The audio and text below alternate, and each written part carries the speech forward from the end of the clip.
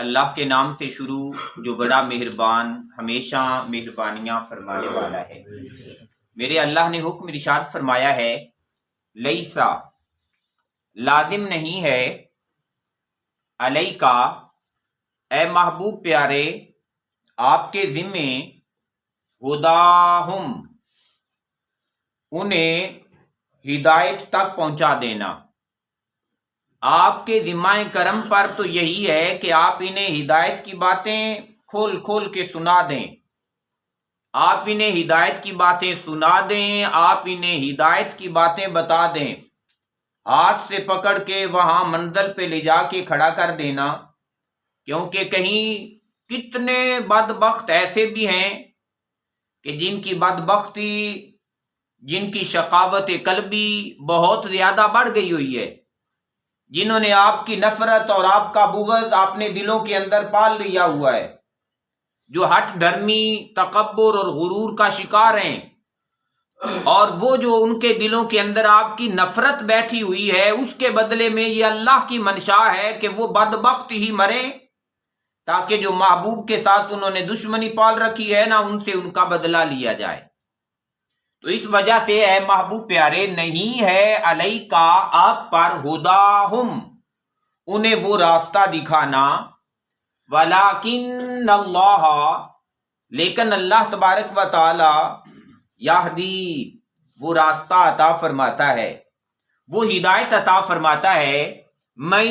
یشا جسے وہ چاہتا ہے، جسے وہ چاہتا ہے اسے ہدایت عطا فرماتا ہے۔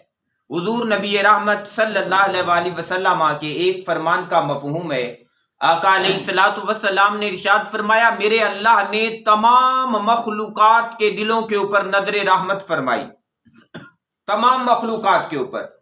اور تمام مخلوقات کے اوپر نظر فرما کر پھر ان کے اندر سے انسانوں کو چنا، اور پھر تمام انسانیت کی ارواح کے قلوب کے اوپر اللہ تعالیٰ نے نظر فرمائی، بے شک، اور جن کے قلوب سب سے اچھے اچھے اور پیارے پیارے پائے، آقا علیہ الصلوۃ والسلام نے فرمایا اللہ تعالیٰ نے ان تمام کو میرا صحابی بنا دیا، انہیں میرے اصحاب کی لسٹ کے اندر شامل فرما دیا، یعنی انہیں ہدایت بھی دی، اور ہدایت بھی وہ دی کہ وہ مجھے تکتے بھی اور وہ میرے صحابی بھی بنے۔ تو گویا اللہ تبارک و تعالیٰ نے جسے چاہا اسے ہدایت عطا فرما دی، اور حضرت آدم علیہ السلام سے لے کے حضرت محمد مصطفیٰ صلی اللہ علیہ وآلہ وسلم تک تمام انبیاء جو تشریف لائے، وہ لوگوں کو ہدایت کی راہ دکھانے کے لیے تشریف لائے۔ پھر ارشاد فرمایا میرے اللہ نے، وما تنفقون، لوگوں یہ بات یاد رکھو، تم جو کچھ بھی خرچ کرو گے، تم جو کچھ خرچ کرو گے، من خیرن بھلائی میں سے، بھلے کی جو چیز تم دو گے، فَلِأَنفُسِكُمْ فرمایا تم اس کے ثواب سے محروم نہیں رہو گے، تمہیں اس کا اجر، تمہیں اس کا ثواب، تمہیں اس کا بدلہ ضرور عطا فرمایا جائے گا۔ جو کچھ دنیا میں نصیب ہے وہ دنیا میں دیا جائے گا، اور جو آخرت میں لکھا ہوا ہے اس کا بھلا تمہیں آخرت کے اندر بھی ضرور نصیب ہوگا۔ اور پھر ارشاد فرمایا وما تنفقون،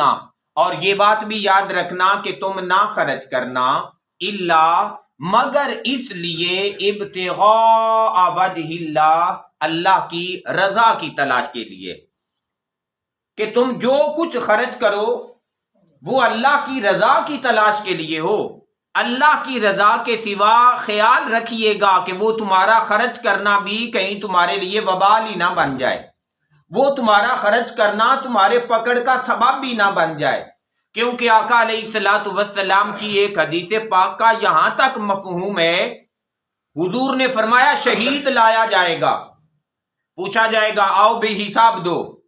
تو جب وہ حساب کے لیے کھڑا ہوگا وہ عرض کرے گا باری تعالیٰ تیرے راستے میں نکلا، میں نے جہاد کیا، میں شہید ہو گیا، اپنی جان دے دی تیرے راستے میں، یا اللہ شہادت لے کے آیا ہوں۔ میرا اللہ فرمائے گا تو اس لیے نکلا تھا، تو اس لیے مرا تھا کہ تاکہ تجھے لوگ شہید کہیں، تیری واہ واہ ہو جائے۔ فرمایا واہ واہ دنیا میں ہو گئی، اب آخرت میں تیرے لیے کچھ بھی نہیں ہے۔ اسی طریقے سے ایک سخی کو لایا جائے گا، وہ جب اللہ کے حضور کھڑا ہوگا عرض کرے گا باری تعالیٰ تو نے مال دیا، میں نے تیرے راستے میں خرچ کیا، میرا اللہ فرمائے گا تو اس لیے دیتا تھا کہ لوگ کہیں کہ واہ بھی واہ، یہ بڑا اللہ کے راستے میں خرچ کرتا ہے، یہ بڑا سخی ہے۔ فرمایا تیری واہ واہ دنیا میں ہو گئی، اب آخرت میں تیرے لیے کچھ بھی نہیں ہے۔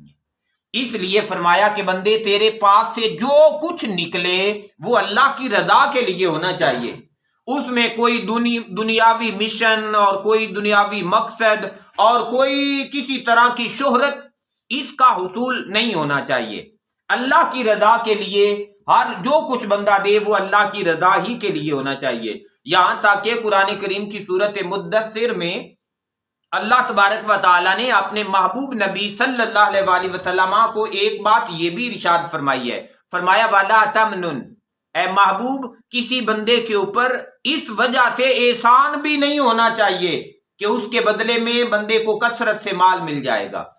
بعض دفعہ یہ حقیقت ہے کہ 10 دنیا اور 70 آخرت اللہ دینے پہ قدرت رکھتا ہے۔ فرمایا بندے کا ارادہ یہ بھی نہیں ہونا چاہیے کہ میں دے رہا ہوں تو دنیا میں 10 ملیں گے، آخرت میں 70 ملیں گے۔ فرمایا ارادہ نیت یہی ہونا چاہیے کہ بس مجھ سے میرا اللہ راضی ہو جائے،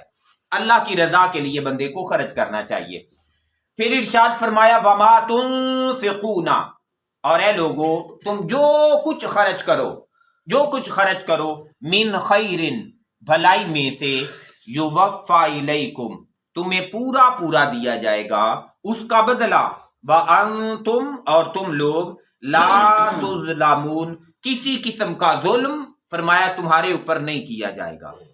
کسی قسم کی زیادتی فرمایا وہ اللہ تمہارے ساتھ نہیں کرے گا۔ یہاں تک کہ اگر ایک رائی کے دانے کے برابر بھی کسی کا صدقہ ہے، آقا علیہ الصلوۃ والسلام نے فرمایا وہ رائی کے دانے کے برابر بھی صدقہ قیامت کے روز حاضر کر دیا جائے گا،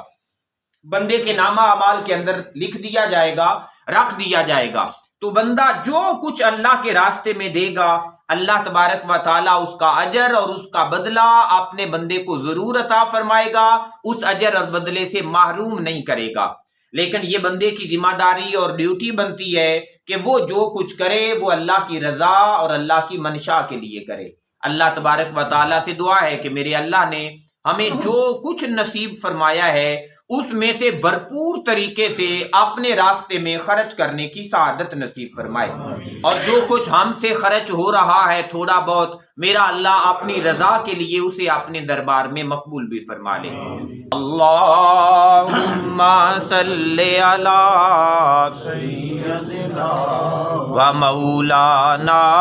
محمد، اللہم صلی علی و مولانا محمد وعلی آلہ وصحبہ وبارک وسلم۔